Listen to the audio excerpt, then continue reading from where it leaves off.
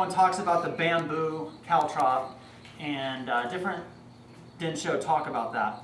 Basically, when you use a bamboo caltrop, the shinobi would actually put them out before they even infiltrate to set up their exit, right? You can't throw this out there and expect someone to step on that and not have it work, okay?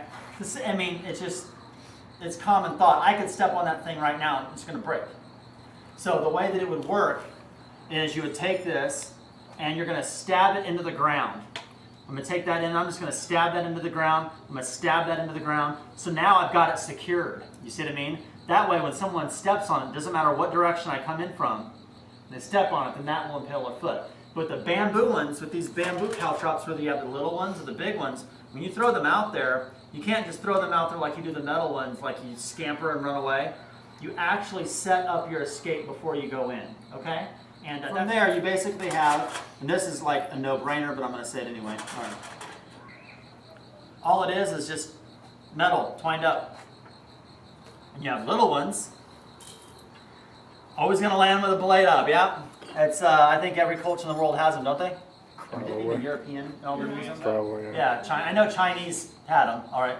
I know the police use them nowadays to pop holes in tires and stuff like that, you know what I mean? So it's very common. Then there's the bigger ones, right?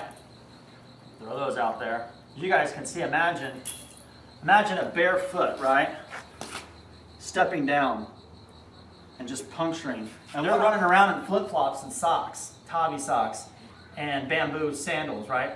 And that is going to go, that is just, one of the, what they talk about, secrets of ninjutsu, which kind of isn't really a secret when everyone talks about it, but is there are two different versions of this, and there's a version that we teach in the sword school, which a lot of sword people use, okay? A lot of sword schools use this technique, and then there's another technique that's also written, and this technique is they would tie it to a string. Now, one of the ways of evasion that they would do is they would take the large Makibishi, like I showed you, that actually tied to the belt, and as they were running, they just let it go.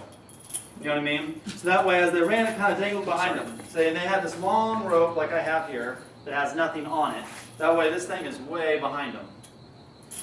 Now, as you're running, the people behind you is going to try to catch you. They're going to step on that thing, and just your body momentum alone will pull, and then, you know what I mean? You can keep moving, but you're going to tickle them and topple them down. But this is one way of doing it. Another way of doing it